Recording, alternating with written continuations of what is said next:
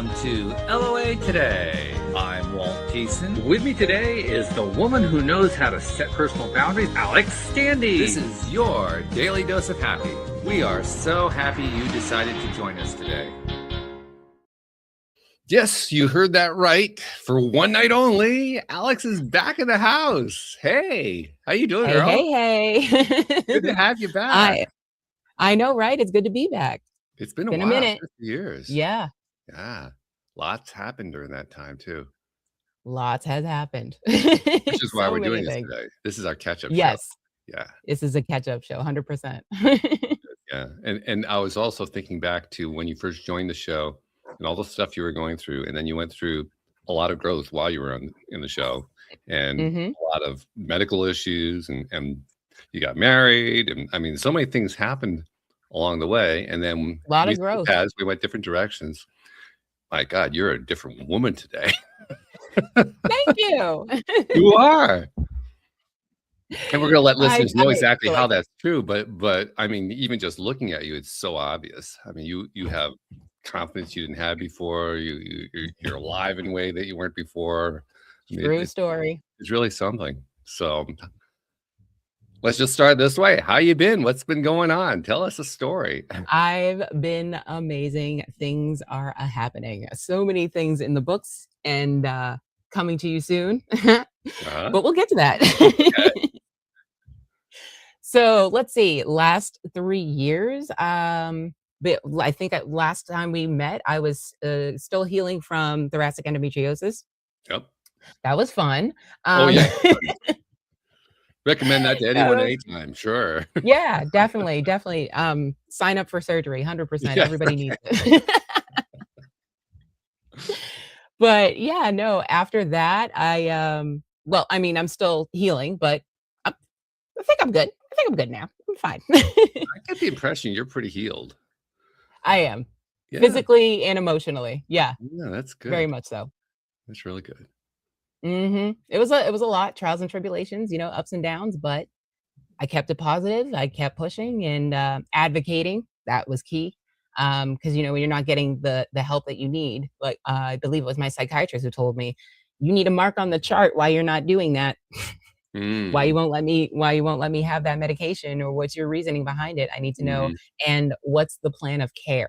That is the big question. Like, okay, you're not going to do anything about this, but what are we going to do, or who's going to do something about it? Right. That's what we need to find out.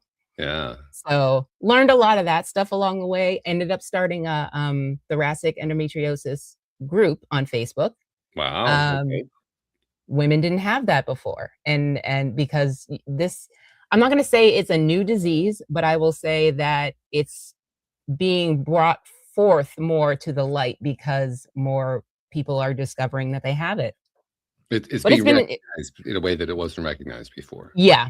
I mean, we struggle with women's healthcare. We do. But technology is moving us along. So grain of salt, we'll take it. We'll take what we can get. But, people like me going through what I went through are helping doctors learn. So you may remember help other people. From when you were a co-host, you may remember when we'd have guests on, and the guests would often have some sort of a story where they went through like a crash and burn of some kind, came out the other side, and then pointed back to it and said that was the best thing that ever happened. Now, personally, I've always had trouble doing that with my own crash and burn. I'm getting closer to it. I'm not quite there. I can almost embrace that. But how do you feel about it? I mean, because you went through like a series of crash and burns, all like one after another. Do you look back at them and say, I never want to go through again, but wow, it was the best thing that happened? Or are you not there? I won't say it's the best thing that happened, but I will say we have to go through things to create the person that we are today, or that we want to be in the future.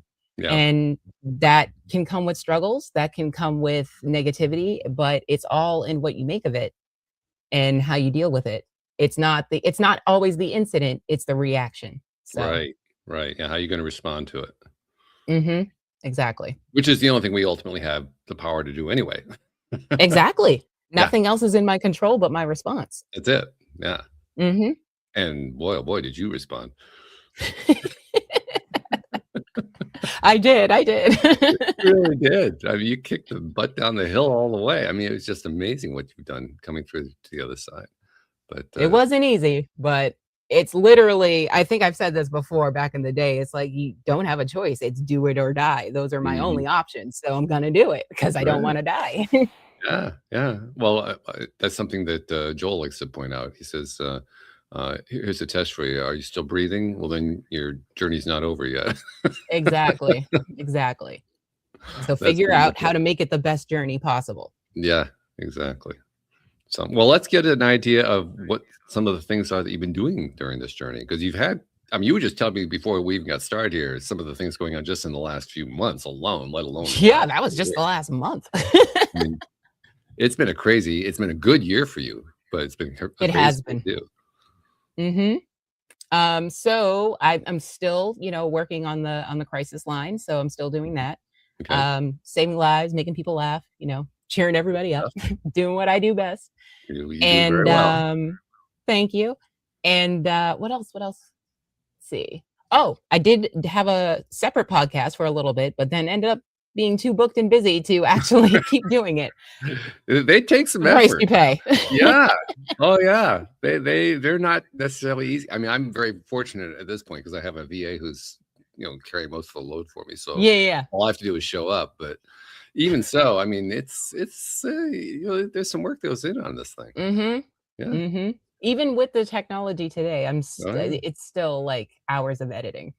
And a lot of it is well, actually, we don't even do editing anymore, but a lot of it is just that you're committing to an ongoing thing. I mean, you have to make yourself Mhm. available, and you have to be willing to listen to other people's perspectives on things and talk about stuff you And haven't necessarily accountable talked too. about and all this kind of stuff. Yeah, Mhm. it's a challenge. It is. You have to also be accountable of your own schedule. So it's That's like, kinda if I don't scary. feel like recording today, I need somebody to tell me that I feel like recording today. Yep. I hear you. I hear you. Because that's where passion comes in. If you have a passion for it, because I have a passion for this now. So Mhm. that's what sustains me. But if you don't have a passion, you got trouble.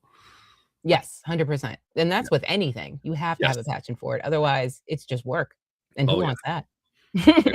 And not even fun work. It's work. No, it gotta be done, not I wanna do it. I don't Yeah, like that. exactly. Exactly. But you've also been getting out into the world, particularly in the last month, but also in the last year, in Mhm. that you started doing something that kind of is what brought you into the show in the first place, because you had some background doing stand-up comedy, and you've gotten back Right. to doing that. Tell us the Yep, after story. my I think it what, 23-year hiatus I took. Yeah, right? But yeah, the princess of comedy is back in action. She's out in these streets making people giggle. How did that all get started?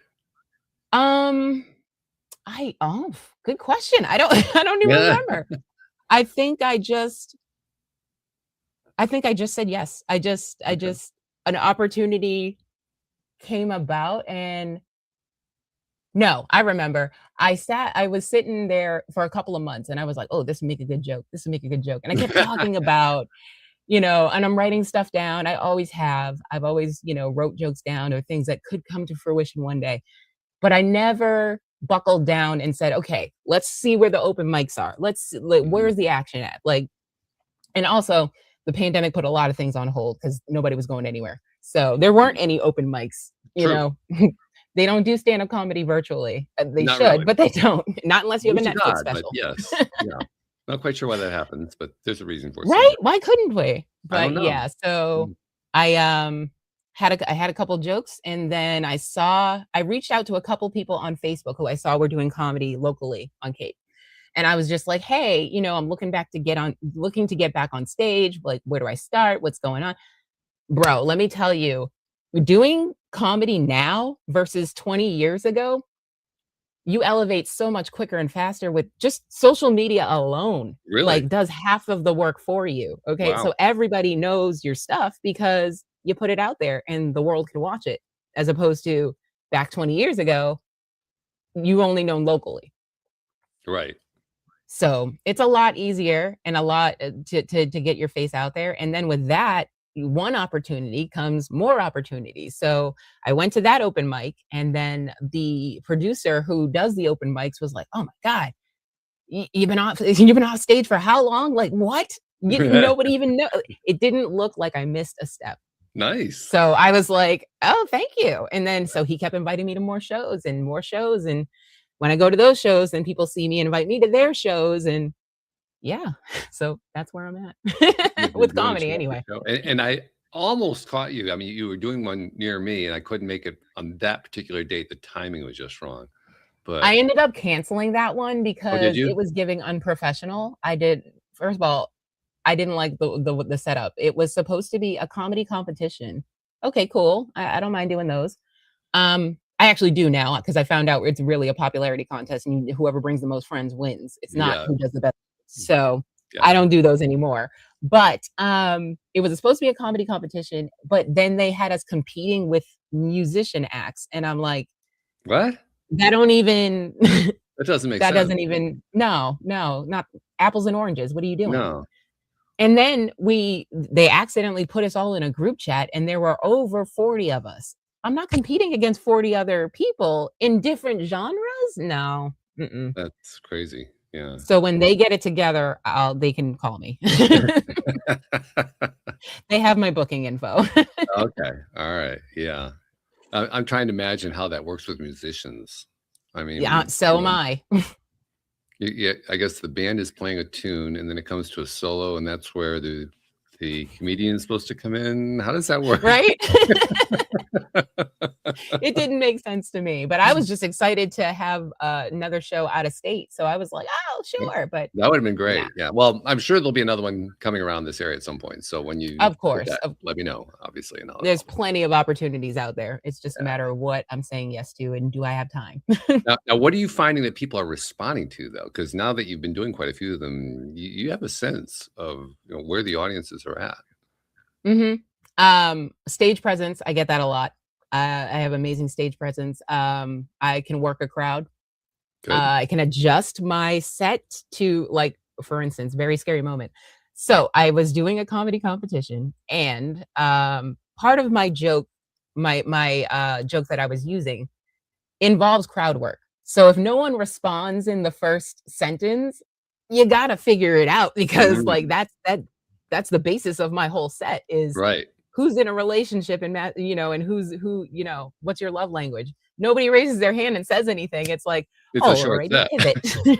Yeah, this 5 minutes just went to two. Okay. So what's your particular way? I mean, every comedian I've ever seen who has to deal in some way with an audience that doesn't respond the way they expect. They've got their own shtick, their own way of doing it. So what's your I, method? ca- I call them out in the audience. You just call them out. Okay. I'm the teacher that goes, you didn't raise your hand, but you're gonna answer the question. Yeah. I pick people out and I'm like, excuse me, sir, what's your love language? Are you in a relationship? What's going on? Mhm. Mhm. Mhm. You have to, because if nobody participates, that again ruins the rest of my 5 minutes. So, Yeah, you gotta pin them down, and then if somebody doesn't wanna get pinned down, then you have to make fun of them. I mean, that's like a requirement. absolutely. Oh, Yep. yeah. hmm The best part of my current set is when someone tells me their love language is act. Oh no, which one is it? Gift giving or Gift gift giving. or receiving gifts, and I'm like, okay, we got a gold digger in aisle three right here, right up front, perfect. That does make it simple, especially Yeah. when you already have mapped out what the basic love languages are. Now you can just draw from them. Whichever one they give you, you got something. Yep. Exactly. Sometimes I have to list them out because people don't know what I'm talking about. So it's like, Mhm. okay, I got to pull a couple teeth, but we're gonna get a full set. It's fine. Now do you get people who improvise, they come up with their own love language? Nope, haven't had that yet. Not yet, okay. Mm-mm. I'm kinda Or and surprised if at they that. do, that works even better because the whole point of the love language thing is that everyone's wrong. Your love language, if you're from Massachusetts, is actually roasting your spouse. That's the Okay. Massachusetts love language. Mhm. Well, that So does no matter simplify what they pick, it's wrong. it. Yep. That actually sounds like a fun little routine to do. It is, it is. And it's even better when my husband's in the audience because then I get to go, oh yeah, ask my husband. Da, da, da, da, da. And then of course I tell it. It all circles back to when I tell the story, the punchline of the story of our marriage counselor who tried to smash my husband. Oh, Oh, okay. favorite story. Okay. So Kenny's kind of used to this at this point, is what we're saying. Yeah.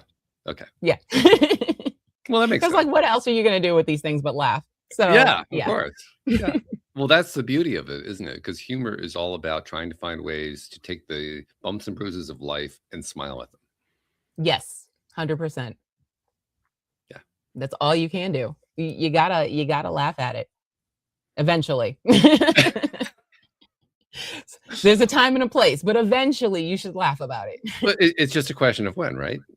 Yes, exactly. Yeah. When. How long are you going to stretch out the pain before you finally say, okay, haha, I get it? I tell people all the time, I give them a time limit. You got a time limit to bitch about it. After that, we gotta figure it out, or that's it. Because it's like you're not gonna complain and sit here. You have to figure it out. I love it. I love it. hmm The intro that I played, of course, is the one from when you were a regular co-host on the show, and the line that I featured in there is that you were the queen of personal boundaries. You're using personal boundaries as the basis for your shtick in the comedy routine too. You're doing the same thing. I use it with everything. Like at work, I'm known as the boundary queen. Like Okay. we know if a certain caller's being disrespectful, I hope Alyx is not on shift. I hope they don't get her because woo-wee. Or depending on, maybe they hope that you are on shift. Oh, so good, Alyx is going to save Most the of day. the time. Most Yeah, of the time. right. It's the second. Yeah. So it depends, I guess, on who's thinking about it. But hmm yeah, do you find yourself using it a lot in the counseling realm, because you're still doing on the phone counseling stuff? I do, but for the callers who don't have boundaries, I'm letting them know it's okay to have boundaries and you need them in life or you're not going to be okay because if you don't have boundaries for yourself, you're going to end up absorbing everybody else's shit. Not only that, but it's like you're going to try to take care of everybody else's problems and then you have an empty cup you can't pour from. Mhm. So, boundaries are vital in every spot in your life. And I got the feeling that when you're actually working with somebody on the phone who's calling in because they're looking for some help, some support about something, you're going to tie Mhm. the comedy into it. So you're going to present the Oh, boundary thing, but you're also going to make it funny. 1000%. Yeah. I've had callers say, "I hung up because I didn't wanna be cheered up today." That's fair. That's fair. I am the princess of positivity, so I get it. If you're in a bad mood, I'm not for you today. You called them out, actually. I do, I do, Yeah. and they respect me for it. Which is good. Yeah. Mhm. Well, probably also shakes them up, Oh, yeah. because But anytime they're that you're also faced with, like if you're faced with somebody who's supposedly helping you on the phone, and they're not letting you get away with doing a moan and groan and piss and puke routine, well, you're kind of stuck. You either have to stick with your routine and fight for it, or you have to make a shift, one or the other, or hang up. or hang up. Yes. Yep, I have a caller, I'm not gonna use names, but I have a caller who's been doing the same thing for 2 years, and I'm like, "Bruh, shit or get off the pot. What are we bitching about today?" Like like, we've been through this already. Let's talk about something else. Let's not do that. How does he respond? I'm curious. One time, and I get this from work, some of my supervisors will tune in and they'll be like, "I like your rapport with this caller." That's the kind way of them saying, you respectfully cuss them out and put them in their place. The same caller that I have to check on multiple occasions, he one time was going off about whatever his usual rigmarole, and I'm just like, "Yeah," and then blah, blah, blah, blah, blah, and I tell him what he's gonna tell me because 'cause we've already been through it before, and I'm like, "Yep, and this, and this, and this, and this," and I'm like, "So what else you got?" And he's like, "Damn." I'm like, "Yeah, I don't have time." I don't have time. So, yeah, but he's also the same person that was like, he did an impression of me, and that cracked me the hell up. Really? He was like, what did he say to me? He said, "I wish we could meet in real life." I said, you would probably see me on the street and never even know it was me." And he was like, "Yes, I would." I said, "How?" And he said, "I could see you walking by, and then someone would try to bother you, and you would say, 'You're not the one or the two.' So da da da." And I was like, "Yo, very accurate." Oh man. But yeah, I love my job. I have a great time. I'm cheering people up. I love it when I can get someone to see something they didn't see before. That's my Mm, favorite part, especially about themselves. Like, give yourself some grace. It's okay that you're not okay. Bed rotting needs to be normalized. It's fine. Just don't do it too much. But everybody needs self-care, and however you do that is up to you. I get the feeling that the regular callers that you have are regular callers in part because they're looking forward to the routine every time. Mhm. I have this one person who, um, I taught her how not to be Captain Save-A-Ho, meaning stop Okay. making other people's problems your problems. Okay. Yeah. Yeah, especially when they weren't even people that were close family or friends. It was just random. No, that's not Mm, your problem. yeah. That's a good skill to And till learn. this day, she can vent about negative shit with everybody else because they don't really get her. But Right. with me, she knows she can call, have a good time, be cheered up. We can talk about look. I think we were talking about red green flag husbands in Hollywood. Just random ass shit. Just what comedy special you watching these days, you know? Yeah. I love those calls. I can tell. Well, obviously they love them too if they keep calling back. Oh, yeah. Oh, yeah. Yeah. So I can see you're gonna be doing that for quite some time. Did you I As mean, long as they'll have me. as long as they'll have you, right. I know that you obviously have to respect the privacy of the different conversations, but I'm curious, do you Right. draw at all from those experiences when you're putting together your comedy routines? Mm, I haven't used them on stage, but Mhm. I have mentioned to my boss if she wants me to go on tour with her to all the other crisis client conventions, I would happily come up with a set. Okay. 'Cause I I would 'cause never turn that down. it just strikes me that there'd be so much good material in there. Oh my god, endless material. Endless. But, these are people's personal stories, so I can't, but Yeah. But golly. what I'm thinking is you could take, you know that this is the story, so you change the story around so that it's not the same person's Mhm. story, but you get the same essence coming out of it. Yeah, yeah. I actually you know what? Now that you bring it up, I had a conversation with a caller that prompted me to write a joke that I sent to the other, coworkers, and that's what started the comedy comeback, honestly. Is it really? Okay. Mhm. Well, it Yep. makes sense. 'Cause as I sent it out, I was like, "Oh, about so and so," and they were like, "Oh my god, that's hilarious," and then people were like, "You do comedy?" And I was like, "You're right, I slipped up. Yeah, I gotta get back in it." It's almost So, like yeah. that your teammates are kinda like your mastermind group. They were, but then I realized texting jokes does not get the same feedback that it No. does when you're delivering it. So it's like people are like, I'll text them the set and they'll be like, okay, but do they know this person? And they had too many follow-up questions. It's like, never mind. I'll leave you out of it. You just go see a show. But I'm also thinking that it's kinda like Joel, for instance, told a story in the last 6 months or so where, Mhm, he has like a monthly breakfast meeting that he goes to that's kind of his mastermind group, mhm. and he's been doing it for years, and he went to one, and one of the people in the group turned to him and said, "Joel, you haven't done anything really crazy lately. You haven't done anything, like, really It's batshit. been a while, Joel. It's been a It's been a while. while." So, he sold his house. Okay. I mean, that qualifies. Yeah, Joel be doing random ass shit. Yeah. And it's working in that it's got him thinking about stuff he hadn't been thinking about before, like, "Well, where do Right? I wanna live?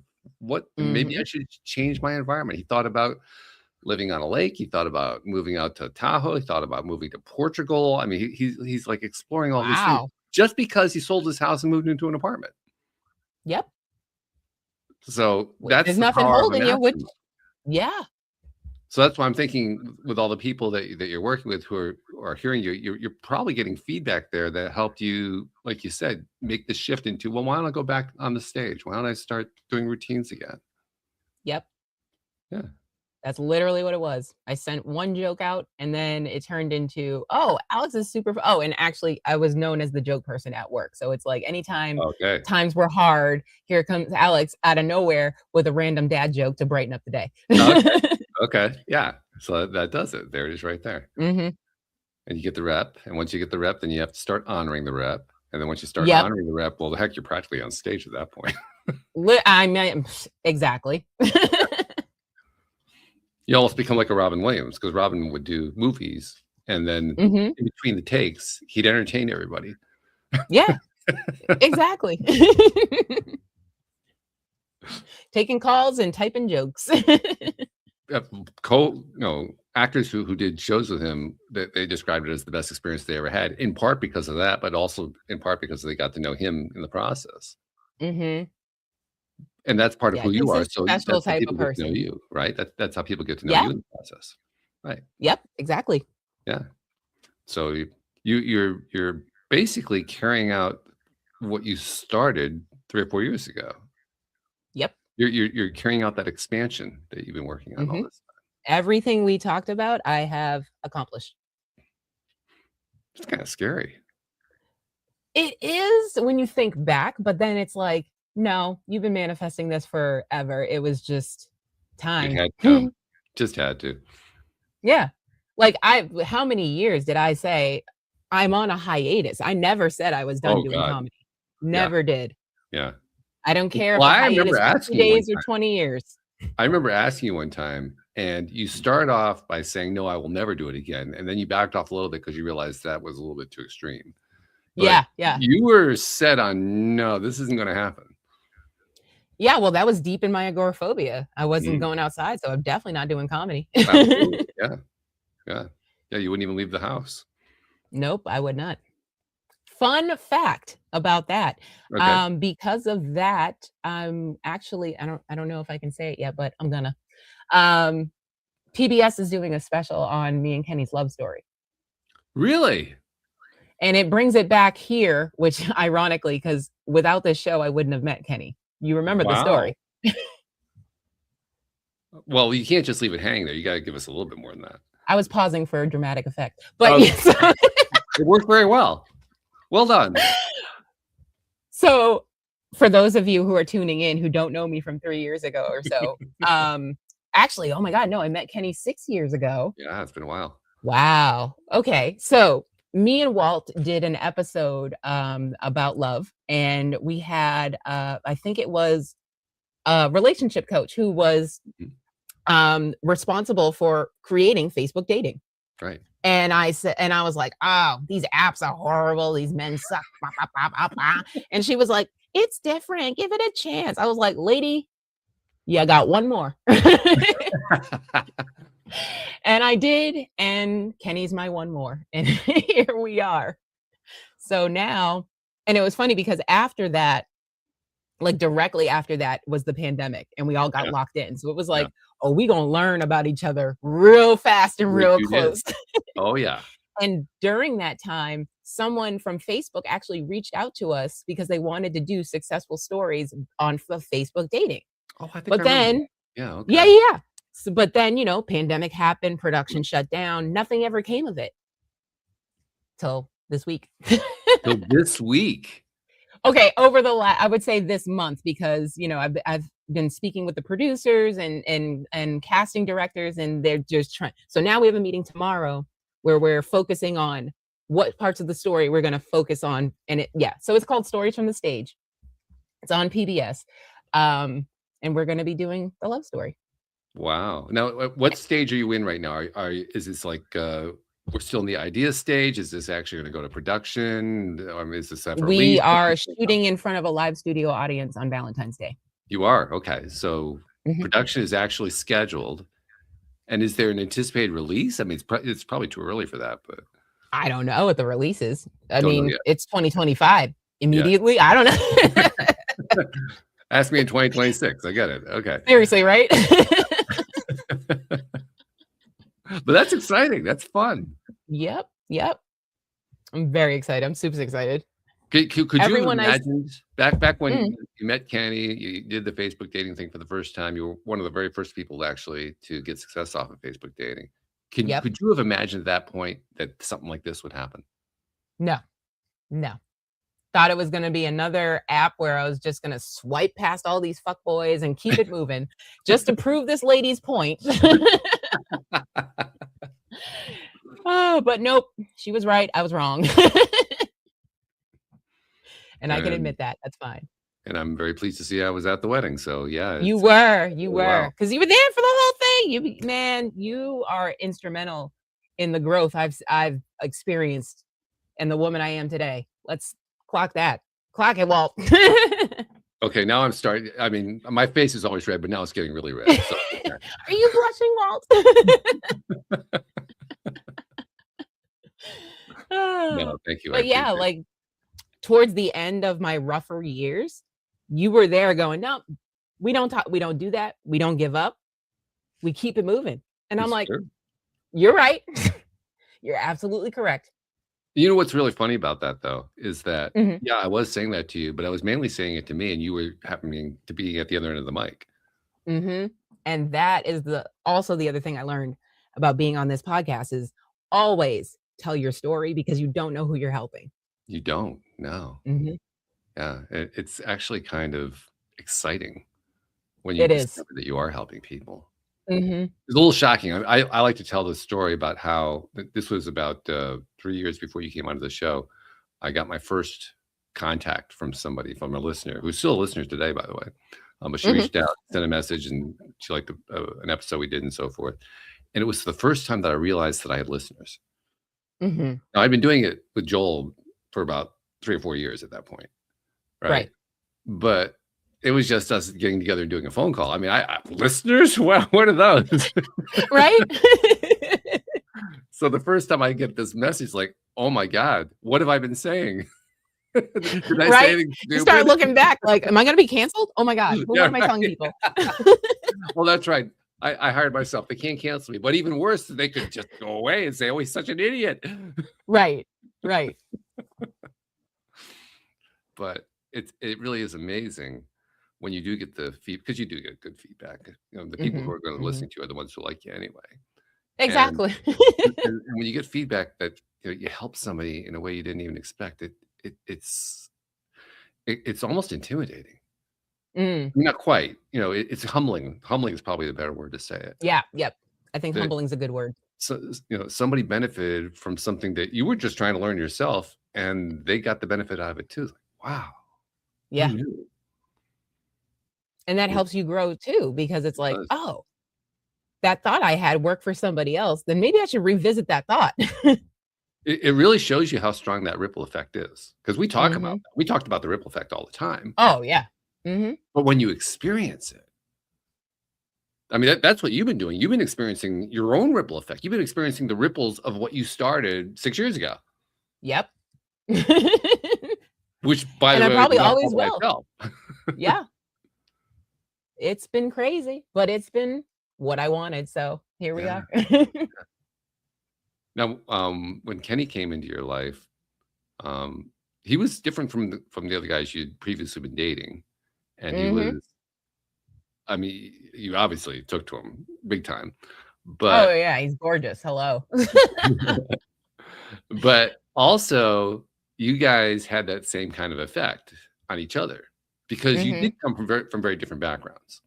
Right. And those different backgrounds, I mean, it's like anytime that you have differences, those differences are gonna feed in, and they're gonna Mhm. create conflict, they're gonna create all kinds of interesting twists and turns and all that kind Mhm. of stuff along the way, and you have to navigate them, and that's where you do end up getting the kind of growth we were talking about. Right. So, what I'm gonna ask you is a little bit unfair because I really should be asking Kenny, but he's not joining us on the show, so you're gonna have to fill in for him. Not this But episode, just kidding. Kenny, hi there. This is like a little teaser. Next time it's you, okay? But Yeah. this time Alex is going to answer for you. So, like, what kind of twists and turns came out of it for Kenny? Do you think that basically set him up for where you guys are today in ways that he never would have predicted. We talk about this a lot, actually. Do you? We say that we are built for this relationship because of Mhm. our past. Mhm. So his mom was sick. Excuse me. I'm like, hold on. Yeah. Gotta stay hydrated. That's right. So his mom was sick his whole life. Mm, So for me to get sick early in our relationship, any other man would have ran. mm. Any other man. But he stayed. And he just said, "Excuse me, doctors, dead wipes are not much fun. Let's fix this." So you're not the only comedian in the family. This is good. Oh my god, not at all. Not at the stuff that comes out of his mouth, gold. Oh my, and it's always in passing. Like you could not get him to remember a joke that he said. No, it's just off the cuff all the time. So you have to have a notebook handy just so you can use it. I wish I did, but I'd be 4 notebooks deep right now. Like, and I'm talking like 5-star, like Okay. those thick ass notebooks. Okay. Like, yeah. Well, the good news is that means you'll never run out of material. Because if you ever run out of material, you'll say, Kenny, have a conversation with me. I need some material. Yeah, literally. No, I never run out of material. I'm always hitting up my chat GPT like, okay, joke for later. Oh my god. I think one time he cracked me up and this is the only one I can remember where I forget what we were saying. Oh, if he had a cold and I was saying take this medicine because da, da, da, it'll make you feel better. And he was like, I'm here for a good time, not a long time. I was like, I can't with him. And it goes through the family because one time he said something about we always do the that's what she said jokes. We always do that. So he said something. Naturally, I said, that's what she said. His 14-year-old niece comes out of the corner and says, not to you, and walks away. This I can't. These kids today, what? They are built different, let me tell you. I guess, yeah. I'm learning more and more about Gen Alpha every day, so that's good. Oh my gosh, right? Yeah. I have a 13-year-old niece who told me, I don't know anything because I was born in the late 1900s. I was like, girl, go home. Go home. Yeah, that's the thing about a generation, because you're in whatever generation you're in, and then as life goes on, you begin to realize that the younger generations see you as the older generation. And it's first time that happens, it's kind of spooky. After a while, It you get is. used to it. But if the first time, it's like, what the hell happened? I'm literally in the middle of the phase where it's like, okay, so you know how everything cycles like every 30 years. And you know, my mom was saying when I was growing up, I wish I saved my clothes because you're wearing the same thing and I could have saved a lot of money. I'm saying the same. I'm looking at my niece's clothes. We're wearing the same clothes. Like I could, oh my God. I was like, I'm trying to find stuff that I wore in high school. Why are we in the same aisle? Now, are you at the stage now where, like, for my generation, it would have been the 70s, someone, Gen X would be the 60s or the 80s rather. Do you find yourself saying that the 90s were like the best generation or something like that? Every goddamn day, Walt. Every day. Y'all kids don't know nothing. This music today. Oh my God. I called somebody a young whippersnapper the other day. Did you really? That's really something. I did. I had my brother laughing because we all met up in Virginia for Thanksgiving. And I had him laughing because somebody was saying something about music, and I was like, "Oh, I can't with these young Thundercats. I don't. It's all mumble music. I can't." And then I'm like, "Oh my God, I'm that old. I'm there. I'm there." But it's okay because I'm 42, but the face is 22, so it's fine. So there you go. Yeah, yeah. Well, you've got the same advantage that Jody Lynn has. Jody Lynn joins today. She's off on a trip, but she just turned 40 this year, and she's routinely clocked at being like 25. I mean, yeah, that's I get carded daily. Yeah, yeah. So, I mean, you have the same advantage that she has because of that. What, black don't crack? Is she black? Is that what it is? No, she's not. She's black. You both look young. Oh, okay. Well, mine is black don't crack. Also, I mind my business and hydrate and moisturize. So, well, that helps too. Yeah. Actually, you know what helps more than anything else? You laugh, you smile. She does the same thing. Yeah. There's nothing like looking with a smile on your face, looking 10 years younger. It's Mhm. the best. I mean, I don't care. You can take care of nothing else. You can do nothing else to take care of yourself, and if you can smile, you look 10 years younger, no matter what your age. 1000%. Mhm. And if you're doing something, you probably look 20 years younger. Mhm. Yep. It's just the way it works. We don't make the rules. I mean, the thing that amazes me is how people don't really get that. They only know what they know until they know. And that I say that because back in the day, so it's like where I was versus where I am now, I didn't know. But I wasn't in the right headspace to get it either. Mm, mhm, So that is key. You gotta be ready for the information. mhm. This is And true. a You lot gotta of be ready. people, there's the information out there, but they're not ready for it. Yeah, yeah. And if you're not ready for it, you're not ready for it. Then Mhm. nobody can do You nothing can't about you can't hear me if you're not ready for it. You it. can't No. hear anything I'm saying or understand. It's like back in the day how we used to have, guests on all the time, and we'd be like, "Oh, well, how did you manifest this?" They can't put a pinpoint on it because we're not ready. You know what I mean? Mhm, Like, mhm. you can't explain it. You gotta be in it. You know what I mean? It's Yeah, hard. It's hard. yeah. You don't get it till you get it. Yeah. But on the other hand, the more that you do it, the easier it gets, Hello? right? Exactly. Yeah, I You mean, keep doing it till it comes natural practice. it's like a muscle. If you exercise the muscle, it just gets easier to use it. It just does. Mhm. I'm at the point right now where it's like I was actively manifesting things before, but now it's like naturally happening in real time. Like I say it and then 2 days later, You that's speak what it it into is. existence. Yep. Yep, speak it into yep. I Now, am can the you master of my remember own when you thought reality. that was not the way it worked? Because, I mean, we all go through a stage where we think, that's just a bunch of nonsense. Oh, Can yeah, you remember that? I yep, remember before I met you, I was Okay. introduced to The Secret when in my 20s, and I'm Mhm. like, okay, whatever, another book, whatever, cool beans, has nothing to do with me." Mm, But then, later in life, like, they say that the biggest W in life is wisdom, so mm. the older you get, the bigger your W, and Okay. that's honest. It's the honest truth. So it's like you get to a certain point in life, "Ooh, I'm at the sweet spot where A, I don't have to give a fuck anymore." And I realize that, and then also I can give a fuck if I want to, Mhm. but I Yeah, don't have to, and that's the key. yeah. That's big because when you realize that life is a series of choices, not a series of requirements, that's a Mhm. different kind of life. Oof, yes. I was telling a caller that the other day, I said, "You have to choose to be happy every day. It doesn't just happen to people." Mhm. He's like, "Oh, people are way more happier than I am," and da da da da. And I'm like, "Yeah, but you're choosing not to be happy. You gotta wake up like freaking Stan from American Dad. Jump out of bed. Good morning, USA. You gotta do that every goddamn day until it becomes practice that you do naturally." Yeah. And the funny thing is when it does become practice that you do naturally, you can't hardly remember what it was like before you couldn't do it, Yeah. you know? And that's when you get to the point where you can't explain manifestation. Right, I yeah, don't know how I do it. It just is. yeah. Well, I never could explain anyway. I mean, I just knew that it happened, but that was Yeah, after years of I can't explain hiding. it either. I just tell people what I've been through. That's all I can do. That's all you Or can and do. give them examples of, "Hey, I got a new house that turned into everything I wanted."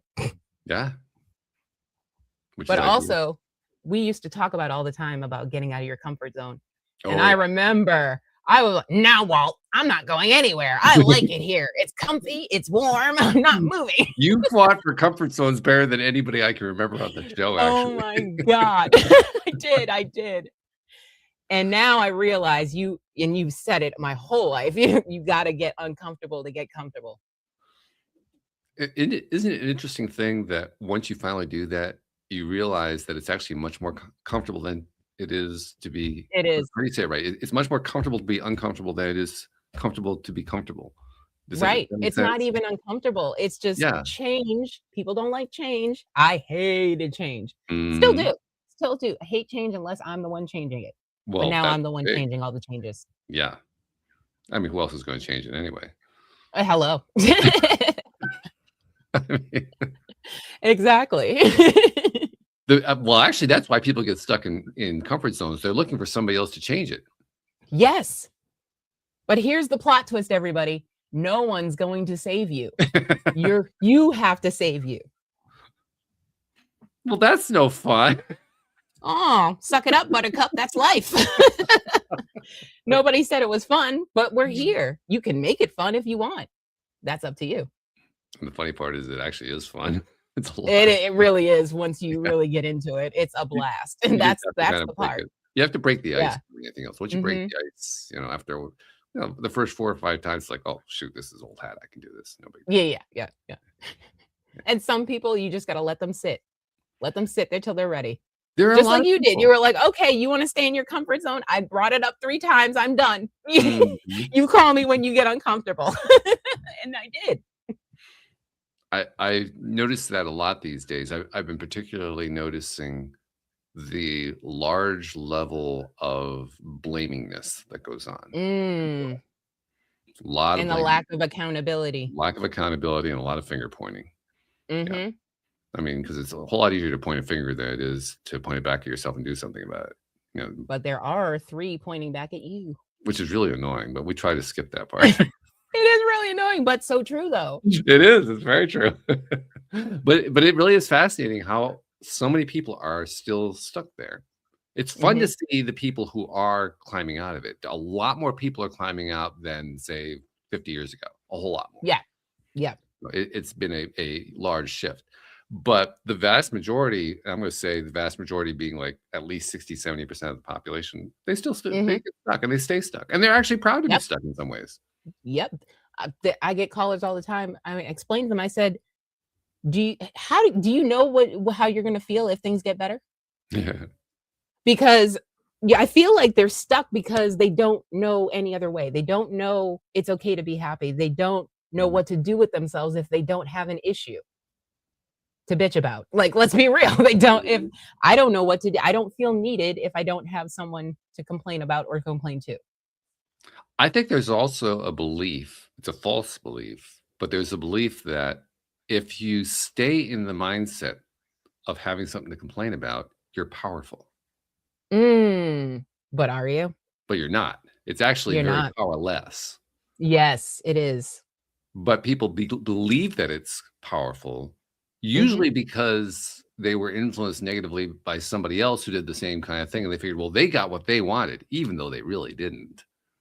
But Oh my gosh. you know So what I funny mean? you bring that up. Yep. Yeah. I was watching Abbott Elementary the other day, Okay. and they were there's a new psychiatrist in the it's a show about teachers. Mhm. So it's basically The Office, but the teacher version. So Right. they're in school, there's a new school psychologist, and then 2 of the older teachers were having a conversation about using silent treatment in their relationships. Okay. And the new psychologist could not help herself. She said, "Oh, I love teaching the older people new ways to, realize things." So she tried to therapize them without doing it. And they were like, "Oh, I'm gonna give him the silent treatment. That's how my mother did it. That's how I'm gonna do it. That's how my grandmother did it." And how did that work out for you? Your parents still Mm. married? Mhm. Yeah. So there's a lot of that.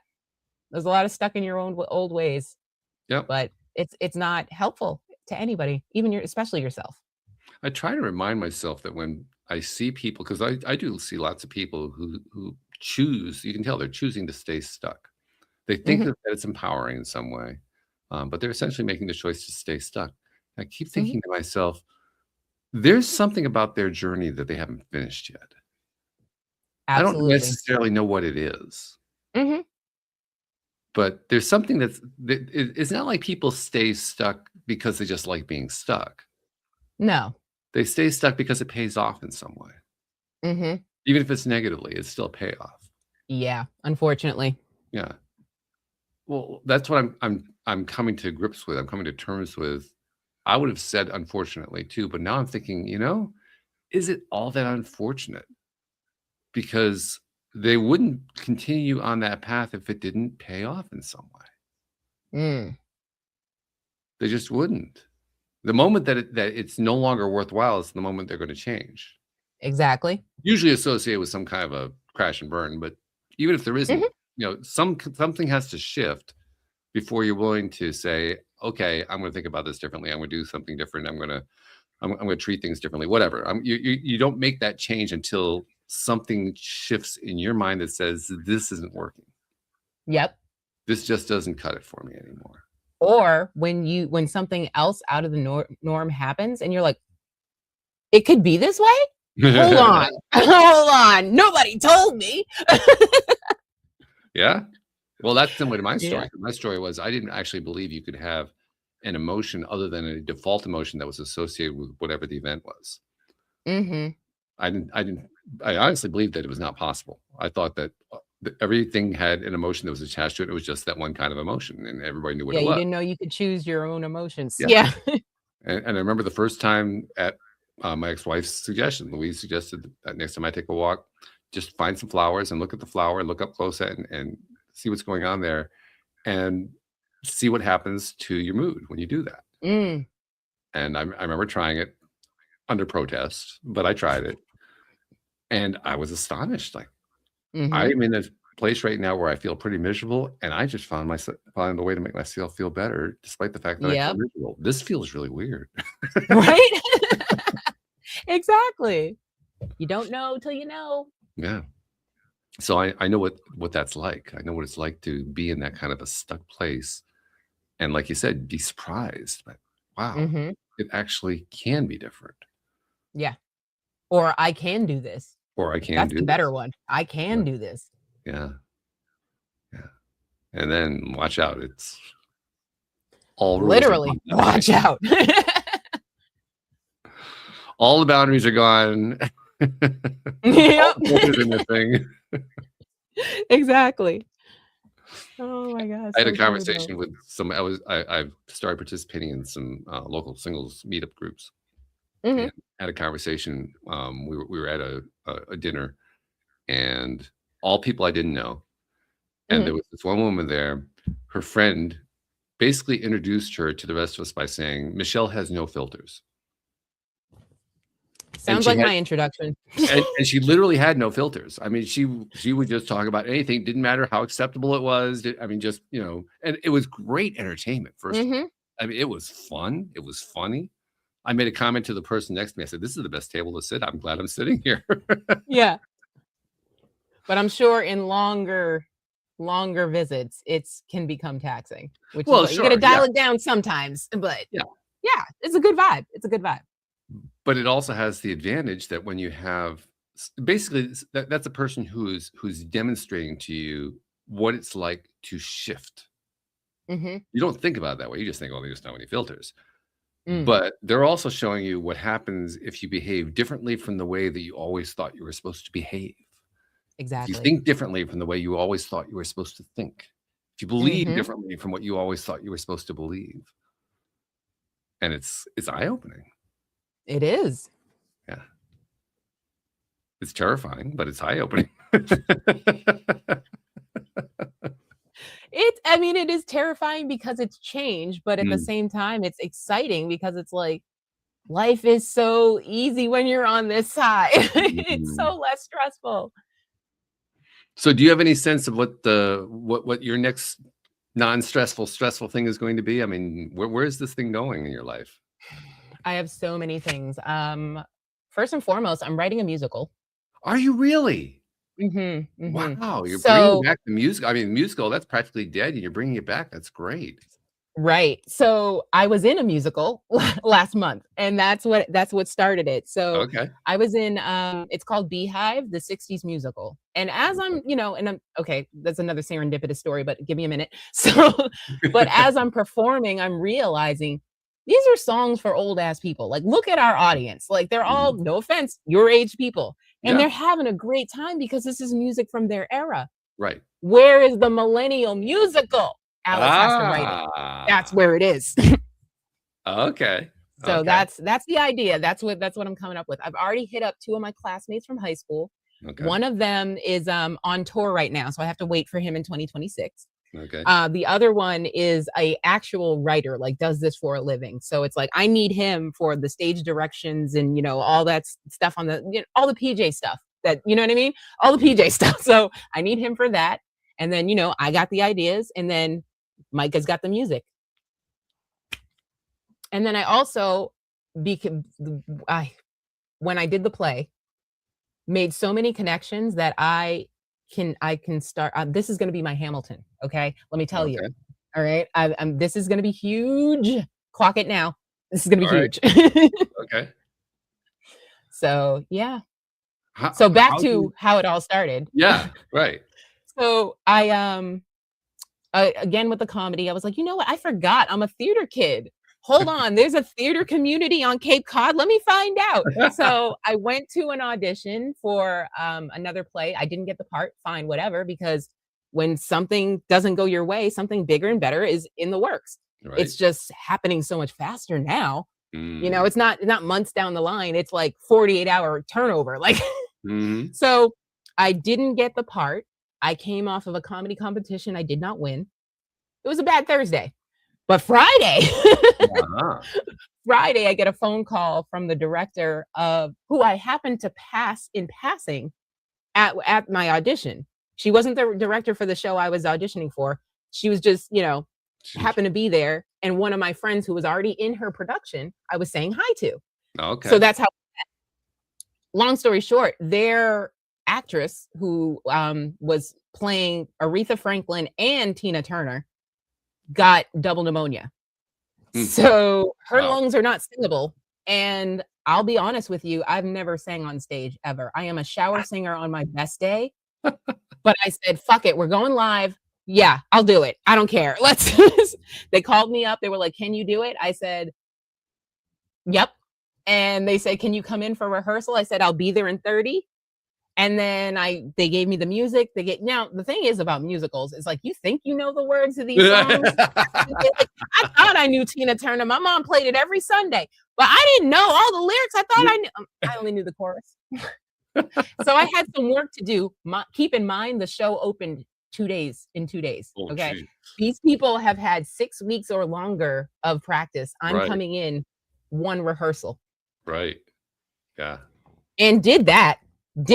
Okay. And then they kept me for the whole run. Fabulous. That was really That was the first night with a mic stand. By the last show, you couldn't tell me nothing. Couldn't tell me nothing. And it was so surreal because again, I've never been a soloist on stage. I've always been the background. I've always, background of movies, background ensemble of something, but never the main focus. And let me tell you, these people on Cape Cod love to gas you up if they don't know you. Like, I had a woman stop me in the parking lot to tell me she thought Tina Turner actually showed up. I said, ma'am, you're doing too much. Wow, that's a compliment. I mean, it is definitely. Another person, it's actually the people that came to see the person who got sick, the actress who got sick, went out during intermission and got me flowers. Really? I got flowers on my first night. I am unfuckwithable. Let me tell you right now. Like, you can't come for me in any way, shape, or form. I promise you. It was Not only that, it won't you add land. a word to the dictionary, which is even better. But the fact is that when you go through what you've gone through, I mean, I'm thinking back to 6 years ago, right? When you did the program, and the idea of you going up on stage and playing Tina Turner and Aretha Franklin, that would have sent you scurrying for the nearest corner. Yep. I would have found the biggest blanket to hide under. Oh, yeah. But not today. No more. Wow. What a turnaround. I know, right? Yeah. And you got to be here for all of it. Look at you. I know. It's exciting. It's fun. It's fun to be a part of it. Just, to be like the witness to the whole thing. And to think if you hadn't taken a chance on me, I don't know where I'd be today. And that was on a whim. That was literally like, okay, well, she did comedy in her past. Let's see what she's talking about. And then Well, not only that, it was a whim of, I want to shake up the show a little bit. I need to get another co-host. I like to have somebody who do comedy. I wonder if I could find somebody who Mhm. do comedy. And that was it. I mean, it Yep. was no more thought than that. And then I think, like, you put an ad on Facebook, and I think, like, 30 seconds later, I clicked on it, I was It like, was "Hey, something, it was let's have a really very basic like conversation." that. Yeah, Yeah. it was just that simple. Yeah, Mhm. and then the connection got made. Like, whoa. Well, that's the thing is in theater, I'm known as easy to work with, very adjustable, I can adjust to any situation, like, I'm versatile. Well, that's gonna serve you well in the theater world because people It who is. put on shows like that Yep. because that makes their They lives like the a fact lot that I easier. came in last minute, killed it, and didn't complain once. Yeah, and demand all the accolades because that's just No, not at all. yeah, not I thought I important. was a stand-in. I wasn't even I thought I was an understudy. I wasn't even trying I didn't call anybody to invite them to shows. I mean, eventually I was like, "Oh, if you guys wanna come, I'm doing something." But I was shook. I was like, I've never sang on stage, but here we are. I But was like, "Forget it. what Let's do was it." it like though, that first? Because you had to be at least a little bit nervous getting up on stage that first time. What was that like? Was it surreal? I don't get nervous. You don't? I don't. It's like a Wow. whole 'nother me takes over, and it also helps that the lights are so bright you can't see the audience. That Oh, definitely okay, helps. yeah, yeah. So, to be fair, my focus is, okay, if I'm gonna sing, and especially if I gotta hit high notes I'm not used to in front of people, I will look up into, the lighting where the, not cast people, the crew, where the crew is, doing Mhm. the sound in the back. I'll Mhm. look up to them, so then my voice reaches all the way back. Okay. Yeah, that makes sense. Mhm, That's a and I good can technique. drown out everybody down here and focus. Yeah, Wow. and then also looking up helps you hit those high notes. I don't know why it works, but it does. Well, you open up your Yep. throat. I mean, Yeah, that actually exactly, opens up yeah. your throat. Yeah, so cool. But, yeah, it was a great time, and like I said, opened up a lot of more doors for a lot of other opportunities, and then I on my way home, I think the 3rd night on my way home, I text my other castmate and I said, "I'm writing a musical. It's happening." And then I hit her up 2 weeks ago and I go, "You know how I say stuff and most people will say something and then not follow through? Mm. I've already got a crew. I'm working on it." Wow. Wow. Yeah. Amazing. Just amazing. Mhm. Man, it is so good to see you on this path that you're on right now. Thank you. I am happy to be here, like, literally blessed. I get Yeah, it now. yeah. Yeah. You're the same woman that I remember first meeting, but you've opened up in ways that I certainly could never have predicted. I mean, And it's just also being over 40, ugh, it's a blessing because it's like I was saying earlier, it's like, you don't have to give a fuck. You yeah. don't. Like, I don't care. I don't care. That's your problem. That's your issue. Not my problem. I don't care. I love it. Oh, well, thank you for coming back and doing this visit and sharing everything. And Absolutely. I mean, I loved in this catch up. This has been great Yes. because it does remind me. I mean, I remember what it was like when we were doing shows together. Mhm. It throws me back, Yeah, yeah. but It's it it's good to also, see where you're at. well, yeah, it also shows me where you've come to. That's almost Mm. even more interesting. Mhm, 'Cause I mean, I've always been somebody who's been very interested in perspective, particularly the perspective of guests and co-hosts and so forth. mhm. And I love it when I watch perspectives change. I mean, that's really no Yes. different from, like, watching a good movie or whatever, because you're watching, the main Mhm. protagonist, you're watching how their perspective changes as they go through whatever it is they're And going then through. by the end of the movie, they finally get it. Yeah, Yeah. yeah, yeah. Well, the same thing is happening here. I mean, I got to watch you with your perspective as it changed. Mhm. Oh my goodness. Wow. It's been Listen, something. in my head, I already have the name of my Netflix special, and I already have the name of my production company. Don't Can play you with me. share? I'm ready. Um, okay, so on my Netflix special, I'm going with I'm not racist. My husband's wife is black. Yeah.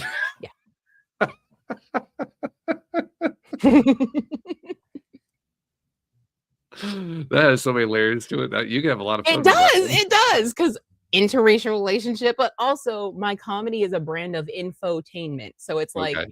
You're gonna laugh, but you're also gonna learn there's some racist shit you've been doing that you shouldn't keep doing.